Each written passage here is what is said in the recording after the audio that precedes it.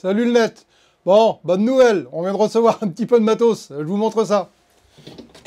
Là, je termine juste d'assembler ça. Et ça, c'est la toute nouvelle 572 XP. J'essaie de vous la montrer là. Voilà. Donc la 572 XP du Husqvarna qu'on va tester ces prochains jours. On va essayer de l'essayer de long en large. Je crois que je vais l'avoir pour un petit moment. Donc je vais certainement faire une vidéo déjà de ressenti sur quelques semaines. Et puis après, je ferai certainement une review sur le temps. Donc vous la verrez certainement passer au fil du temps sur la chaîne. Donc ça, c'est plutôt pas mal. Bon, ben là, je suis en train de préparer le matos. Ça va être la première fois qu'on tourne avec. Sur cette vidéo, donc, ce que je vais vous montrer, c'est donc le fonctionnement de la 572 XP Husqvarna. Donc, dernière mouture, dernier modèle. Je profite aujourd'hui d'un chantier sur une intervention d'urgence où je vais avoir vraiment différentes. Je vais avoir du chêne, du pin, encroué et non au sol, en houppier. Et déjà, ça donnera un bon aperçu. Et ça, c'est déjà pas mal. Bon, à tout de suite. Donc, comme je vous le disais, le net, on est en intervention d'urgence, donc on a tout ça à faire derrière. Et on va utiliser ça aujourd'hui, la 572 XP. J'ai donc monté le guide de 70, de pouvoir faire une plage de travail assez large. Je vais déjà voir ce qu'elle donne sur les premiers coups de tronco, et puis au fur et à mesure de la vidéo, j'essaierai de vous redonner des ressentis, et puis des infos aussi, des points techniques sur la machine. Bon, le net, à tout de suite. Bon, c'est parti.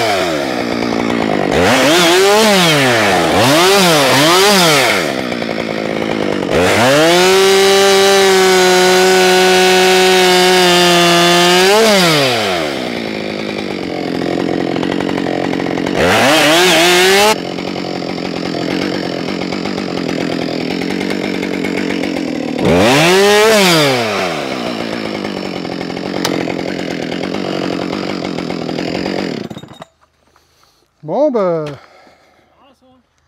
super. Bonjour, je suis Jonathan de Jonathan et Laga. Je suis arboriste grimpeur à mon compte sur la Sarthe. Je suis content d'avoir été choisi pour tester la 572 XP et ça fait maintenant un mois que je l'ai reçu. Sur mon mois d'utilisation, j'en suis ravi. Je savais que la 572 XP avait eu quelques petits problèmes de jeunesse, mais Husqvarna a été intelligent, ils ont réglé les choses, ils ont amélioré pas mal de choses. Aujourd'hui, on se retrouve avec une bécane qui a quasiment 12% de rendement supplémentaire par rapport aux machines de l'ancienne gamme. Et notamment, moi, ça fait une dizaine d'années que je me sers d'une 372 XP. Et honnêtement, on voit une différence de rendement. Si je devais lui donner des qualités, je dirais maniabilité, rendement, facilité d'utilisation parce que franchement elle tombe bien partout. L'accélération, alors je ne sais pas pourquoi, mais au niveau accélération, il y a une vitesse à l'accélération qui est... alors je ne veux pas dire que c'est de l'électrique, mais réellement la carburation fait en sorte que quand on a tout de suite, on a tout de suite de l'énergie, du rendement, et donc ça c'est quand même pas mal. En capacité de coupe, elle est, alors je ne vais pas dire impressionnante, mais elle marche quand même super bien. J'ai été sur une intervention d'urgence où j'ai fait du pin et du chêne qui étaient tombés sur des arbres en face et qui étaient encroués et puis qui embarrassaient un chemin forestier. Et sur cette intervention-là, j'ai fait quasiment du plein guide sur du chêne et sur du pin. Et honnêtement, capacité de coupe, rien à redire. Elle est assez légère pour pouvoir l'utiliser en élagage pour de la branche, en démontage et puis en billonnage. C'est une machine qui est assez polyvalente. Moi là, pour le mois que j'ai essayé, honnêtement, j'en suis ravi. À côté de ça, il y a aussi le fait qu'il y a une accélération qui est quasi immédiate avec. Je ne sais pas si c'est le mélange air carburant qui fait ça, mais dès qu'on appuie sur la poignée, il semblerait qu'il y ait vraiment un temps infime de réaction avant d'entrer dans la plage dynamique de coupe. Et là, ça nous apporte forcément un meilleur rendement et aussi du confort à l'utilisation sur les interventions, quoi. Donc ça c'est plutôt pas mal, j'en suis content. À côté de ça, au-delà de la capacité de coupe, il y a un super bon équilibrage de la machine, ce qui fait qu'on ne fatigue pas énormément, peu importe les positions dans lesquelles on bosse. Que l'on fasse du billonnage ou alors de l'ébranchage et même de l'abattage, on a toujours un confort d'utilisation qui m'a l'air à moi d'être optimal. Au niveau rendement chantier, au niveau rendement sur ce que j'ai fait, bon, je ne l'ai pas fait tourner 6 mois, hein, on verra, je ferai certainement une review sur cette machine dans 6 mois et dans 1 an, comme à mon habitude, mais là, pour le mois que je l'ai utilisé, champion du monde. Donc bravo Husk, hein, bravo Husqvarna, c'est encore une belle réussite. La 572 XP, je l'adopte.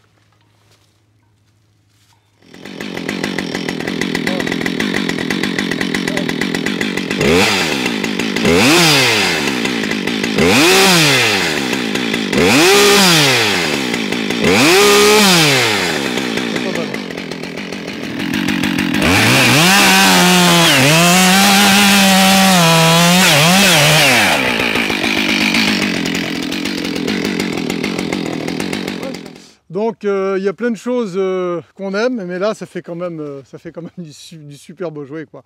Rendement, capacité de coupe, à 572, bah, ça marche du tonnerre, quoi.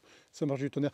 À côté de ça, juste au feeling, sans rentrer dans les détails techniques, seulement au feeling, c'est une machine qui elle est hyper agréable à utiliser sur les chantiers et quasiment dans toutes les sauces, quoi.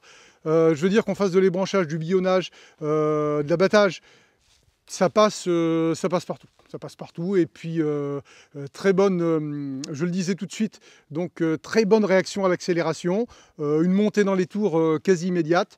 À côté de ça, il y a une puissance quand même qui n'est pas négligeable parce que j'ai pas réussi à la faire asseoir dans le bois. C'est dynamique, ça marche. Ce que j'ai remarqué qui m'a l'air d'être super, et c'est un des points forts du Husqvarna de toute façon, c'est le fait du faible niveau de vibration à l'utilisation. Et ça, c'est plutôt un bien. Moi, voilà, j'ai des TMS et donc ça, c'est plutôt champion du monde. Très bien, bye.